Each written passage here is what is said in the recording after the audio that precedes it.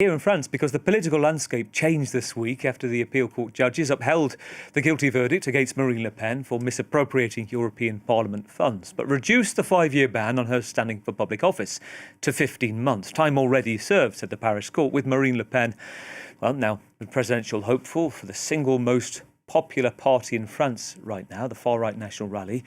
But what of the nearly man in this story, Jordan Bardella, who was almost the chosen one to lead the party in the absence of Le Pen and will now play second fiddle? And if a picture is worth 1,000 words, let's take a look at this image here. It's gone viral as Le Pen and Bardella joined forces on the campaign trail in La Flèche. It is a fascinating image. Make of it what you will.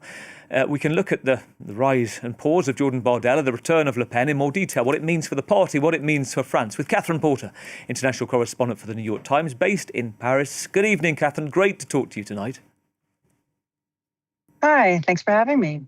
When you see this image of Bardella, what do you read from it? What's your sense of the dynamic right now? Because prima facie, it's all about the team. Yeah, well, that's what Marine Le Pen said when she announced on French television, public television, the night after the Court of Appeal made its ruling, that they would be a duo and she would be the president and he would be her prime minister. But you can see in this picture, and I will tell you, when I was there and at this moment, you can see he's stiff. He doesn't look that happy. His comments were pretty lukewarm that day, neither here nor there. And it's quite marked if you had looked at the covers of some of the French papers. Liberation had an earlier photo of them before the verdict was read out, in which they almost looked like a romantic couple. She had her arms around him, looking up at him, and he looked like the loving, doting mate. So this is a great picture that you pulled out. And I think it captures, her rise again. She's chosen that word, rebirth, France rebirth, for her campaign motto. She announced that, and there's a picture of her on that website, like Phoenix Rising, where Jesus on the cross with her arms outraised. The idea is that the party was with her family, was founded by her father, and she has been dragged through the mud and through the courts, and she will rise up once again. And I think her announcement that she would run and also appeal again to the highest court in the country surprised many people, because just the week before, she had said that she would not run if she had some kind of house arrest or electronic bracelet on. And everyone had assumed that Bardella would be the presidential candidate. The polls all show that he was even more popular than her, although she is also more popular than any other candidate other than him. He was coming out with his third book, and there are long lineups for people who want to read his books and celebrate him. He was already kind of the Dauphin that had been chosen. And suddenly, to the surprise of most onlookers, and perhaps even people in her party, but certainly him, he is playing second fiddle. And we know in France that at least for the last 7 years, being prime minister is not usually a role you keep for very long. It's a temporary job. And the real power of anyone in this country who runs it is really in the office of the president. So he has lost. And the prime ministers often can be dispatched with if things go wrong as well. There's a high risk with that job, as we know, given the revolving door we've seen in the past couple of years as well. Fascinating you were there as well in La Flèche, because I'd like to get your take on this. Let's have a listen to what Jordan Bardella told reporters. He was asked whether he was relieved or disappointed. He said neither, relieved or disappointed. Then asked what he felt about the prospect of being led by Le Pen once again. He was chipper. I'm extremely happy that we can launch our campaign with Marine, because millions of French people are waiting for change today. They're waiting for a fresh start after 10 years of Emmanuel Macron, which have done considerable damage to our country. And so I'm delighted that we can launch our campaign together. Now, as you touched upon a moment ago, Catherine, he's currently said to be finishing his third book. I spoke to Peter Conradi yesterday, the Sunday Times, your correspondent, who said that he thought it was around about this time that there was almost an expectation of this was his moment. It kind of hits differently, doesn't it, if he comes out, say, September, and he's not the party leader. You've met him. Tell me about the sense of him you get, not just in La Flèche, but those around him as well, because just to try and take us into those who are dealing with him, the Bardella team, how perhaps it differs from the Le Pen team, those key figures that will be advising him right now, and perhaps those saying, your time is yet to come. Well, first of all, it was interesting. He was saying how thrilled he was, but look at that face. Yeah. This is a politician who his only job has been in politics. That's all he's done. Does he look that thrilled? Does he look that happy for someone whose job smile? Is only to do this? He doesn't look that thrilled to me. And what was really interesting being there is because it was supposed to be this big moment for her. And they chose this little town, which very few people in France had heard of, which has no train station. To get there, you have to take a train to Le Mans and then rent a car, because it's her family stronghold. Her sister moved there and ran for a seat from there. Her sister's husband, who's one of her main advisors and a Euro deputy, is also from there, and his assistant became the mayor of the town. So this is a family stronghold, which I thought was also really interesting because they went to this place that, screams Le Pen. It doesn't scream Bardella. And it was a reminder, I think, to people to remind them, look, her dad started this party. This is a family business. He was brought in to take over for a bit, but let's see how long he lasts. Le Pen has been like I say, it's a family brand. She's well known. She's a populist. She's very anti-immigrant, but also populist economics. Bardella is very different. He's surrounded himself with much younger, way more pro-business advisors. He's mentioned maybe not making as many radical changes to the retirement that she had always. She's always campaigned on reducing the age of retirement again. He's weakened on that. He's been courting big business in Paris, which is very unusual. It's unusual because most of the big businessmen would not have met with the RN 4 years ago. They were always considered dangerous, but also many in France wouldn't have met with them anyway. There was something they call a cordon sanitaire, basically a wall saying that they should not be touched. But certainly they would not have met with Le Pen. And they have been meeting with Bardella himself, but also his advisors. One of his main advisors is the right-hand man of a very rich investment man in France named Edouard Steurin, who's a libertarian economically, very liberal economic policies.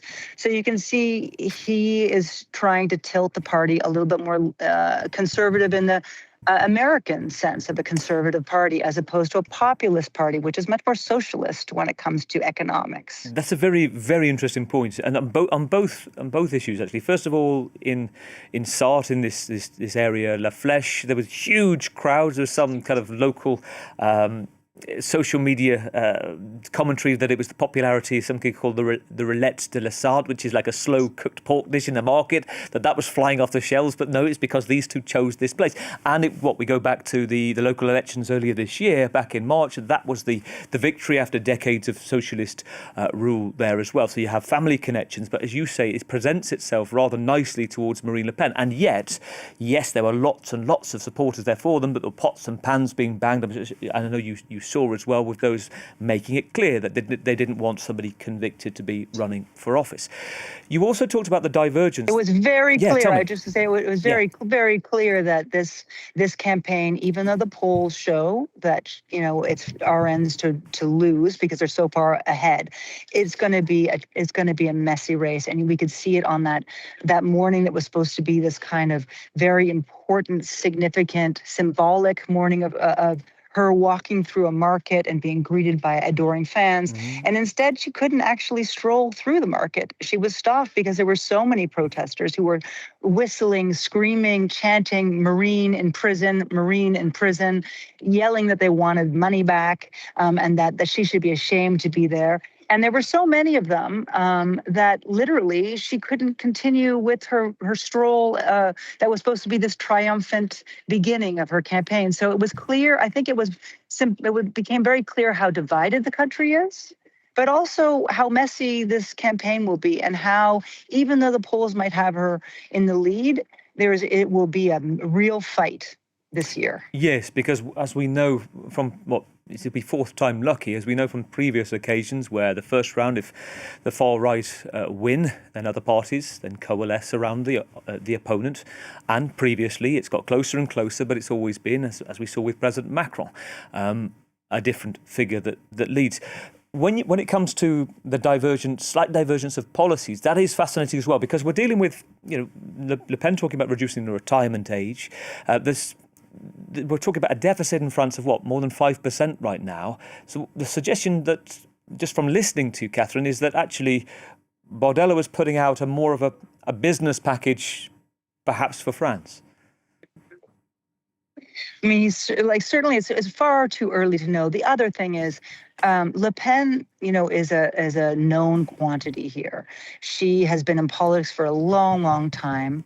I think people know what she stands for and what her family stands for. Bardella is basically a bit of a chimera. We don't really know what he's great on TikTok. He looks good. He's good looking. People love him, but he hasn't had to run a real campaign other than a snap election, in which they lost in a way that was spectacular, at least during the second round. I don't think he's as known, and even among his party, people don't really know what he stands for and where the divergence is. They keep repeating that they're, hand in pocket. There's no piece of paper, as the expression says, between them, and not a cigarette piece of paper between them. But the truth is, Le Pen is much more of a known quantity than he is, and I think for France it will be interesting too. She's also a very good campaigner, and a very confident public speaker. So in some ways, I think it will be harder to beat her than it might be to beat Bardella. And it's worth saying as well, just those are, there were 30 other candidates in the race right now, very early doors. The centre and the left are kind of jockeying for position. But it's fascinating to hear how the other candidates to be are kind of reacting to this moment. Let's take a listen to Edouard Philippe, the mayor of Le Havre, and possibly one of the two main centre candidates. This was his reaction to Le Pen being back on the scene. The courts have ruled. Madame Le Pen is a candidate for the fourth time, and it is the political contest that will allow the French people next year to decide who the future president will be, whether a man or woman. And that is exactly as it should be. Personally, I would rather commit myself and defeat Madame Le Pen at the ballot box than see her disappear because of a court ruling. And two things strike me here, Catherine. First of all, the way the other parties are kind of reacting.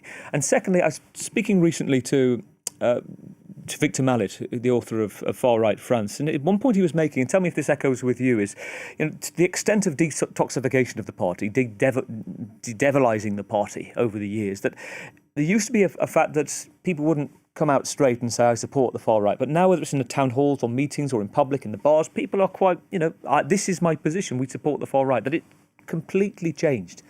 What's your take? Well, yeah, when I moved to Paris in 2022, I couldn't get someone on the street to tell me they voted for the RN. It wasn't possible. They had just gone from 7 seats, which made them not even an official party, and they were up into the dozens by then, nothing to what they are now. But still, there was this cordon sanitaire, which I said, like this sanitary barrier.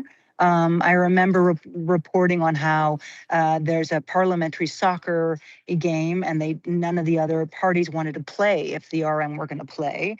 They were considered distasteful, and people were embarrassed to admit that they voted for them. That is not the case at all now. People are very open over the last, I'd say, since the snap election, in fact, 2 years ago, people have been much more open. They have managed to make themselves seem and become a regular, normalized party with many positions and planks in a program that have nothing to do with immigration. They have positions on many other things. They vote on, crime, particularly law and order, but they have positions on all sorts of things. And that was what their whole plan was to make them seem normal. I remember when they started, again, when I came in 2022, there was a big campaign for them to be wearing ties and jackets in the National Assembly to dress the part and to act the part. And I think they've been helped to some degree by the far extreme left party, France Unbowed, which over the last 4 years have taken positions of the opposite, howling always, very noisy and boisterous. And their approach to politics is to shut down meetings rather than to continue with them. And so by comparison, many in France have said, well, I would rather the far right than the far left. And the far left, polls show, are considered more dangerous to democracy now in France and by the French than the far right. So she has been a massive success for this party that since 2012, Marine Le Pen has been trying very hard to normalize, and she's managed to do it. And dealing with them journalistically, Catherine, as a party, are they, in general, and maybe it differs depending on the team Bardella or team Le Pen or others within the party, are they embracing towards you? Do they give you are they prickly, spiky towards you? What's the kind of atmosphere in that relation you have? I don't cover politics all the time, but I do have a number of people in the RN who answer my calls, who meet me for coffee, and they always have. They've always been open. That is also another part of, of their program. I remember when I started interviewing them in 2022, they were so shocked that I was interested in them because they had gone from a non-status party to a real party, and they were just enjoying having a role in the National Assembly. But no, I have found that the far right in France has always been open to answering calls and discussing their positions. They don't have, they do not what's the word? They don't damn the press. Yes. At least at this point, they seem very open to talking to the press. And in the UK, I'm struck by something that comes up time and time again, the difference, the public and private nature of people. People used to say about Gordon Brown, the old Prime Minister, how different he was privately. If you just knew him, he had this radical sense of humour. It didn't come across. He came across as a very dour Prime Minister. Is there a difference between this very, the sheen of the public image of Jordan Bardella, for example, the Instagram Bardella, and what you're seeing in flesh, in conversation, in La Flèche, for example? Is there a contrast or not? Well, I don't know Bardella very well personally. I've met him a few times, but I wouldn't be the right person. I think you'd have to talk to someone who only covers politics, and who only covers him this way. I don't think that he speaks. It's mostly his people around him that speak very openly. So, the head of the parliamentary committee is very open. Many of the elected lawmakers are very open, and you see them talking regularly to the press. And they actually seem, when I meet with them, they say the same thing to me as I see them say in the National Assembly on television. It doesn't seem any different actually. And a brief thought, when we talk about kind of the de-devilizing the party, kind of the normalizing the party, and other parties that have moved as well, kind of towards a much harder anti-immigration line, and not just in France, but as we know, in Europe. When it comes to the fact that you've got this position within the party, I am struck by the fact that they are radical in a sense, Catherine, that they are in power, not just in immigration, but when it comes to citizens' rights of non-French citizens, things would change quite a lot, wouldn't they? Yeah, they have a France first policy, so which would go against the people who are in France but don't have French citizenship, would be second class when it comes to getting socialized housing, when it comes to even getting medicine. They want to strip away hospital visits for free for migrants, which is they want to basically distinguish within the system here between people who are French, people who are here on visas, or people who are non-status and applying for refugee status.